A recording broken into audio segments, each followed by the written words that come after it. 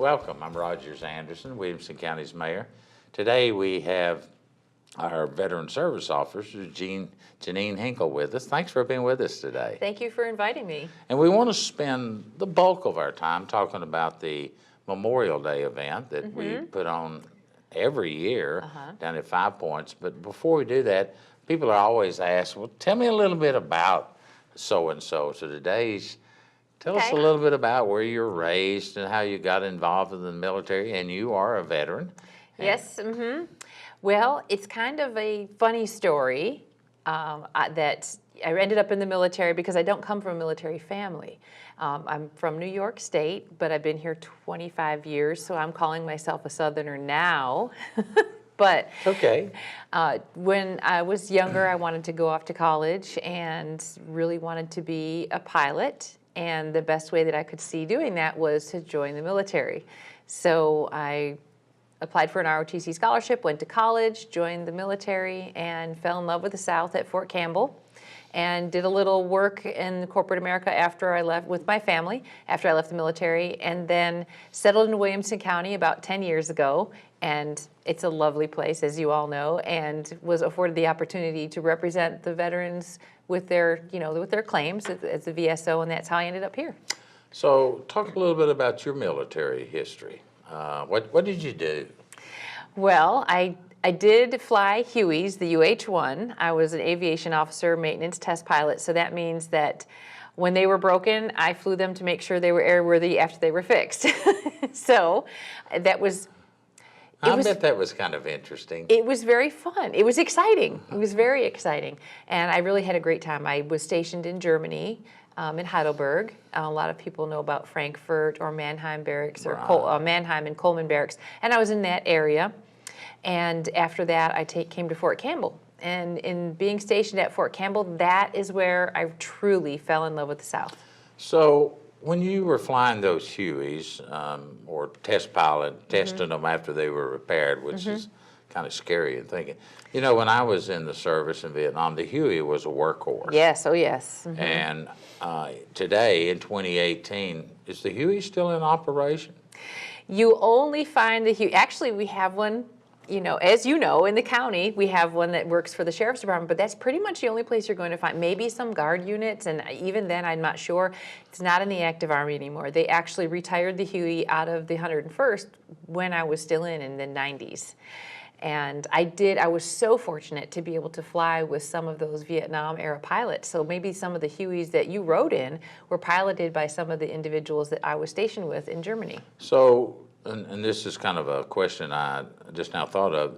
What took its place as the workhorse of the military? The Black Hawk, the UH-60. So it's a combination of the Huey and some of the others. It's a newer, it's 90s, I think it's 80s technology actually that's, when I flew Hueys in the 90s, it was, manufactured in the 60s from 50s technology. And so the Black Hawk is the most up-to-date cargo, and it's a troop carrier. So that it's a UH-60, which stands for utility helicopter. Wow. So that's the Black Hawk has taken the place of the Huey. Now, I personally know that you have at least one son in ROTC, maybe both of them, or have been in ROTC? I have one that's in junior ROTC at Page High School, and one that's at West Point. So he'll be active duty Army. He does not want to be an aviator, so he wants to be a military police. So good. I'm excited for him. He's what they call a cow.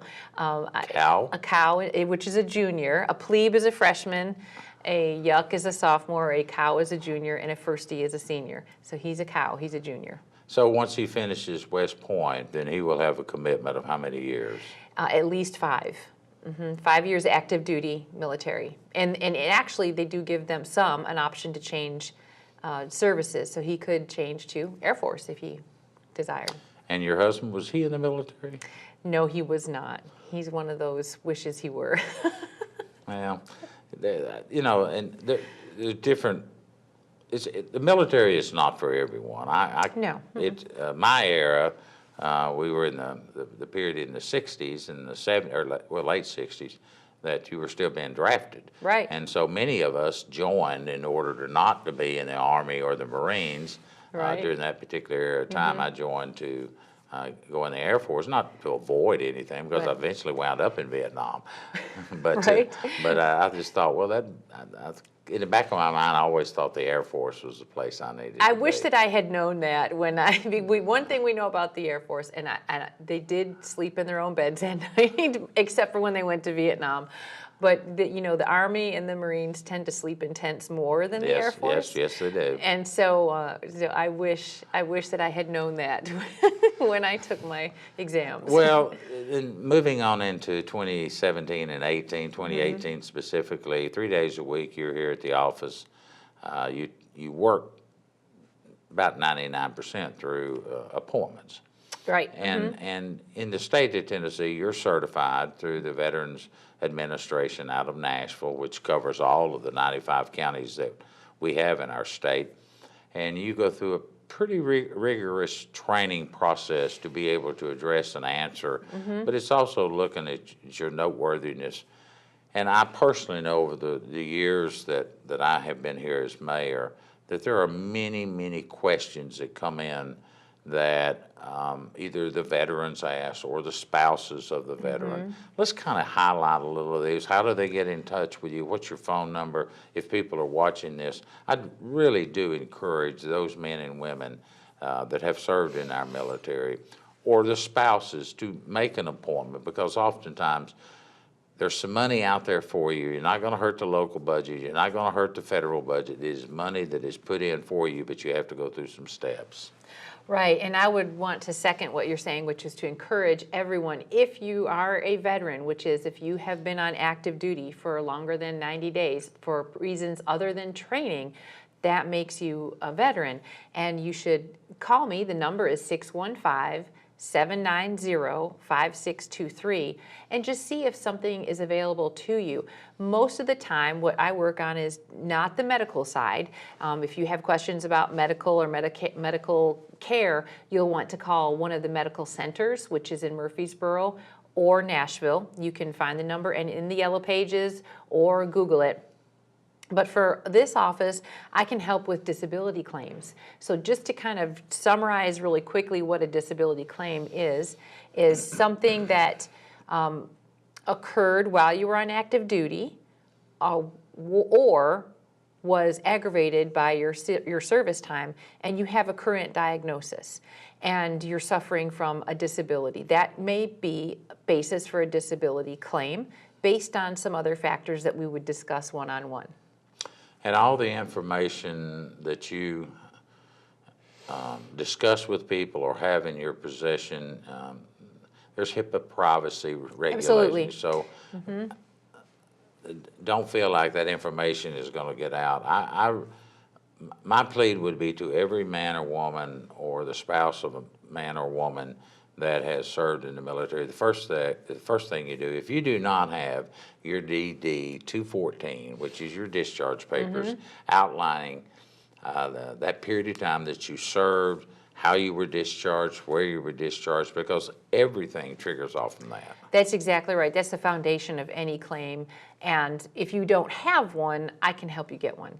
So if you're a person in Williamson County, but as you know, because we are a fast-growing community, and there are many people coming in from the West Coast, the North, and they serve someplace else. Is it harder to get that DD 214 from someone that's been actively involved in Texas or California or New York? Not at all. It actually is broken down by the years. If you served in the military from about 1996 or the late 90s till now, it's a matter of just a request online that I can do for the individual, and it takes sometimes a couple hours, sometimes a day or two. If it's prior to 96, it's a form that's available to anybody, but I usually will help them fill it out, and then they mail it in. So last night I was speaking to American Legion's veteran, about 36 men. There weren't any women, I don't think, there last night. And that came up. One of the gentlemen in the room was talking about you actually can do that online now. Yes.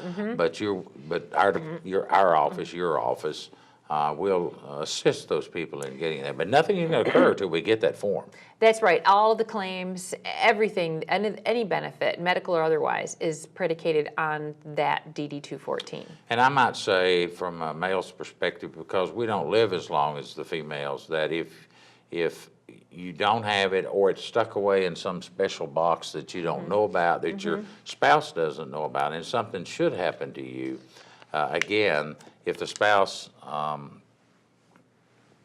doesn't have access to that, we can help her get it, but there's Absolutely. information oftentimes that it's harder for the spouse, and particularly if she wasn't married to you, or he, but mostly females are not married to you during your time of military service. She may be totally blank about that period of time that you served. Right, and we can still get it as long as she has the Social Security number. That's right. So important. So that kind of leads us into, every year we do our Memorial Day services for our whole community. There'll be usually a very large turnout, 400, 500, 600 people. We encourage people to put it on your calendar. Memorial Day is on the 30th.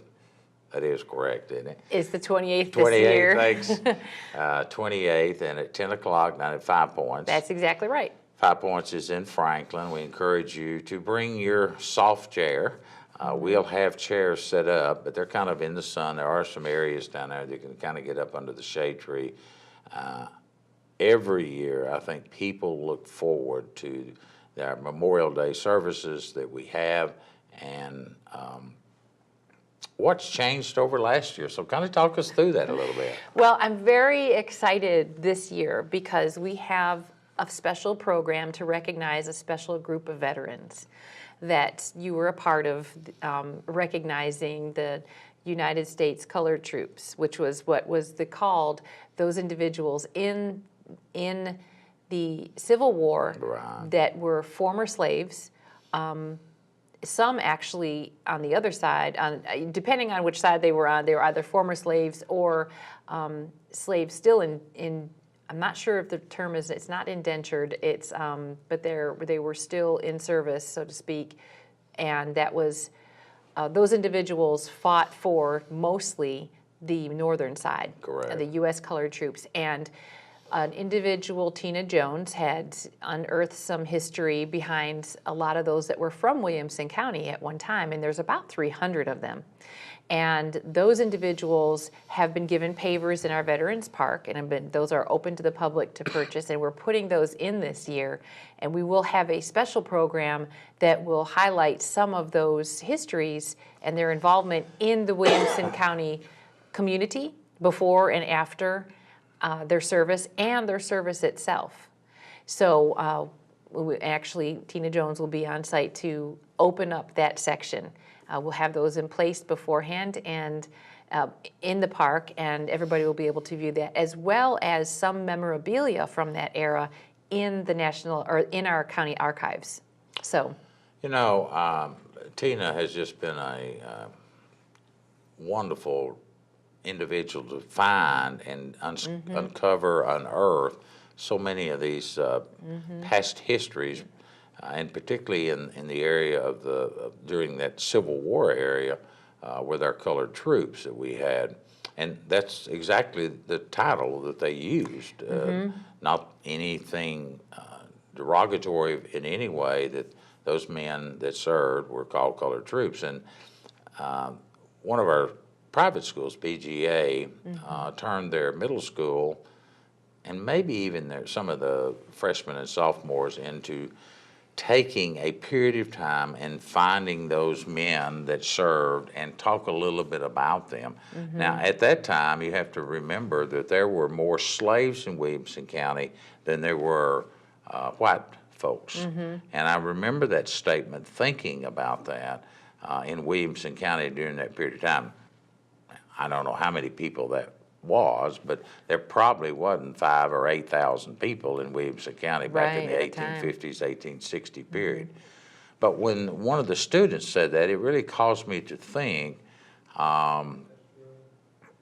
when you think about those men that served, and they, like you said, the majority of them served on the northern side, what a place in history that has up until Tina uncovered it, it was known, but nobody spent the time and the energy and the resources to be able to list those men. And so to have 30 pavers is a wonderful testimonial that people have stepped up and helped pay for these pavers. So let's talk about the pro. It starts at 10. Kind of go through the procedures that we will be looking at. Well, we will open the ceremony with the color guard, and we will have some music from the Williamson County Band. Very excited about that. I love when the band plays. They're so good. And just being outside and the beautiful weather. Speaking of which, we will have the ceremony rain or shine. It just depends on where. So we'll either be outside if it's sunny and nice, or if it's raining, we'll be inside. And there may not be room for 500 people, but we will do what we can. But the ceremony will start with the music. There's plenty of seating. We will have some water for some folks. We'll have some special seating, some areas for those that are in a wheelchair or in handicapped or disabled in any way. And then we will have an address by yourself and the city mayor, Mayor Moore. Tina Jones will talk, and then we'll have some sharing of some of the lives, just a handful of those individuals on the pavers that Tina knows a good deal about. It's very interesting, their lives, and where they ended up after the war, too. And then we will have the color guard. We'll do a kind of a tribute to the fallen. That's what Memorial Day is all about, and the U.S. colored troops are a part of that this time, recognized especially, but we do have some members of Williamson County in the recent era, the last decades or so, that we'll recognize as well from the podium. That's kind of what we got in mind. Well, to me, the whole ceremony is fantastic. It lasts 40 to 45 minutes. Right. It's not a multi-hour process. The thing that I still enjoy seeing and hearing and watching is when we do the taps and we do the 21 gun salute. Oh, yes. If you bring your four-legged friends with you, dogs or cats, you might take that into consideration, because once the ceremony starts, other than a few introductions to get people up and back into the podium, it flows pretty smoothly. And towards the end, of course, you're going to have the taps played, and you're going to have the 21 gun salute. And oftentimes our four-legged friends, they go a little bit nuts. That's right, and so just keep a hold of them. And we'll also have bagpipe player. That's when we emplace the wreath in memorial of all of the fallen. The flags will be at half-staff at the beginning, and then sometime during or shortly thereafter, we'll raise those up to regular height. Well, let's talk a little bit about our pavers. There will be people that will watch this show. This show's being taped about 30 days prior to the actual Memorial Day services. There will be people at the event that would like to purchase a paver, and how do they go about that, Jeanine? Well, if there's people at the event, I know that Tina will have some available to commemorate for the U.S. colored troops, but for those that are family members or friends in the here and now, I will have some forms, and the forms are actually online. So they can go to the county website, and you can click on Veteran Services, and then click on the pavers program, and you'll see everything that you need right there. You can print it off and fill it out, and then drop it by my office with the payment. I don't have to be there. You can slide it under the door, or you can call me and make an appointment. Appointments are really helpful, only because a lot of the folks that come to see me won't be comfortable waiting for a long time. And if there's a backlog of people, it's better to have an appointment so that I will make room for you. So what's the qualifications to be able to get a paver? They would have to have been a veteran, and for a veteran to be on a brick that is emplaced, those are for deceased veterans. You can buy a brick for yourself or a friend living and have a certificate given to you, so that when the time comes to emplace the paver for the deceased, we would do that. And it's a very nice gift for anyone to give their loved one, and to recognize their veteran status while they're living. so that they can be place that brick afterwards? The whole 5 Points area and the Memorial Day that you're certainly in charge of, but that whole area, in my experience, and I only live a couple of miles from Franklin out into the county, so oftentimes I'm driving through 5 Points or going back and forth from work here down to City Hall to have a discussion with some item down there. And one of the things that I've noticed, particularly over the last 10 or 12 years, is just how solemn that 5 Points triangle area has become. If I'm traveling through on the weekdays, you often see people standing around hunting a particular name or just reading, trying to understand more about it, looking at the monument that is there and its purpose. On the weekends, when we have a lot of tourism and people are in and out our community, visiting, shopping, whatever they are, you will notice them spend a great deal of time that the same amount of reverence that you would see if you went into a cemetery, that those people, and even their children, they're picking up their trash. We very seldom ever have to send one of our crews down to pick up trash. There are trash receptacles on the outside of the sidewalk area, but I've always been amazed at an area, I don't know what its size is, certainly less than 3 acres, but how people tend and seem to protect that area when they're out there. And that's a real tribute to Williamson County and the people that visit here, because you don't see that in every town, Jeanine. I agree, and I think a lot of it has to do with the way the park was set up in the first place. There's the monument there. It brings attention to the fact that that park is there for a reason, and it's to memorialize the veterans of Williamson County. And I think most people have a respect for that. And I think it's placed in a really good place, too. 5 Points, Franklin, that's the very heart of our community. And the heart of our community is, well, our veterans, too. Well, and you look at the emblem that is placed in the center of where the spoke is.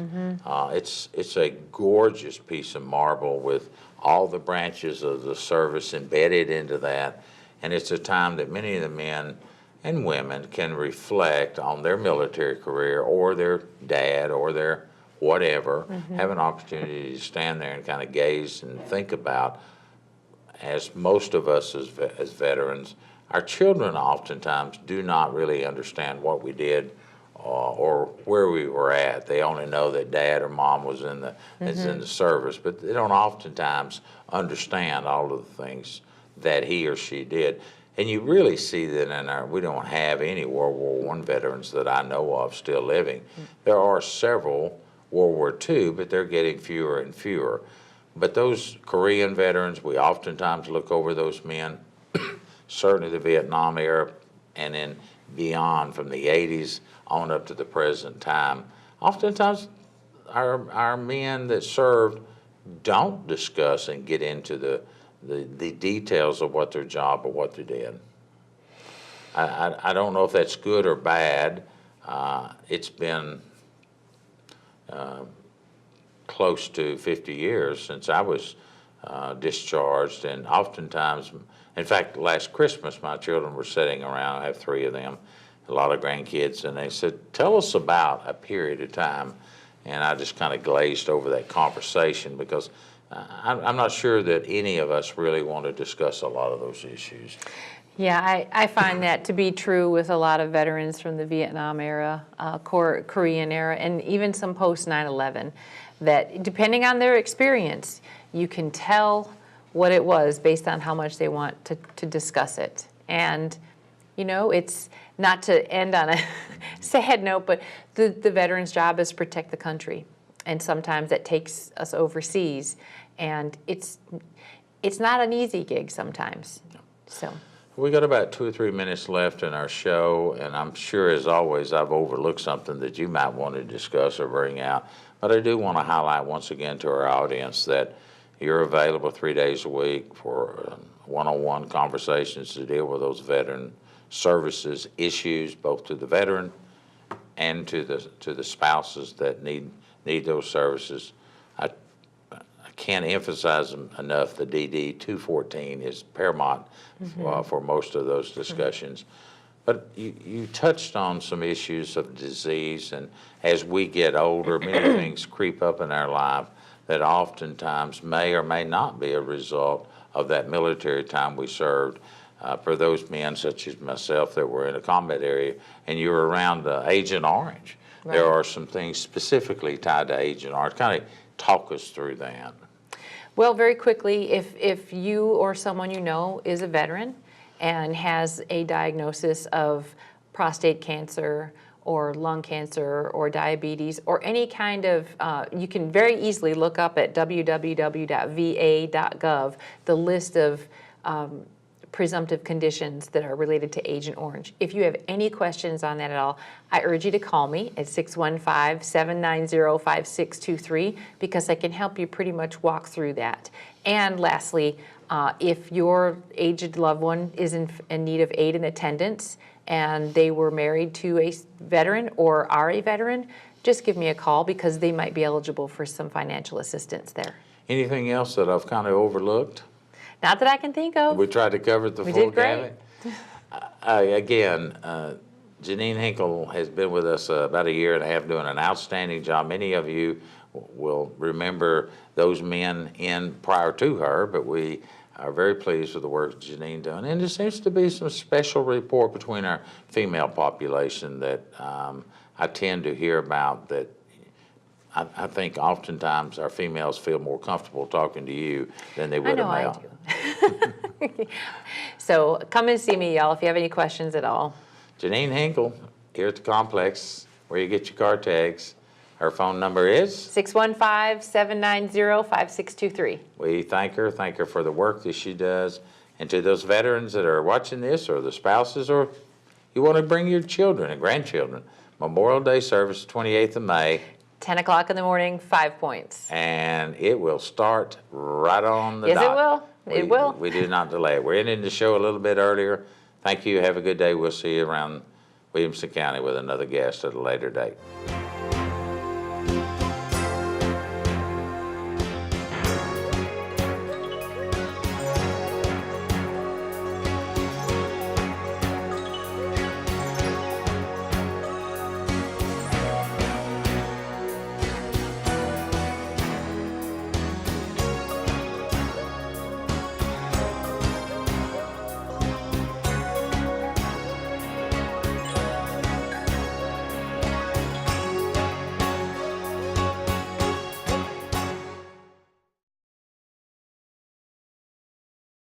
I just lost my best friend.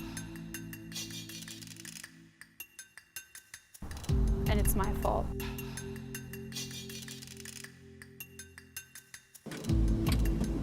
Hey. Hey.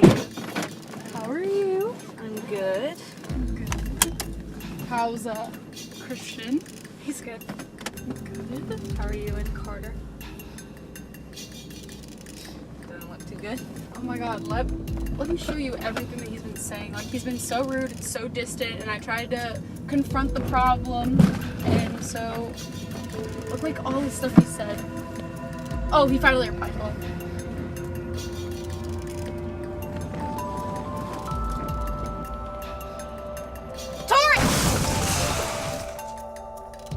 These girls just became a heartbreaking statistic. You may think you're invincible now, but you too could become one of the 3 people who die in a car crash every hour, or one of 44 who are injured in a car crash due to texting and driving. Don't let a text take away a life. It can wait. Unfortunately, I'm not the only victim of someone else's carelessness while driving. I'm one of 11 teens who die every day just because the driver had to send that text. The 5 seconds I kept my eyes off the road was equivalent to almost driving a full-length football field without looking. Like too many people, I did not survive today. But I did, and I have to live with that guilt for the rest of my life. Don't be like Tori and don't end up like me. Either put the phone away or face the consequences. My life matters just like everyone else on the road, so your text, it can wait.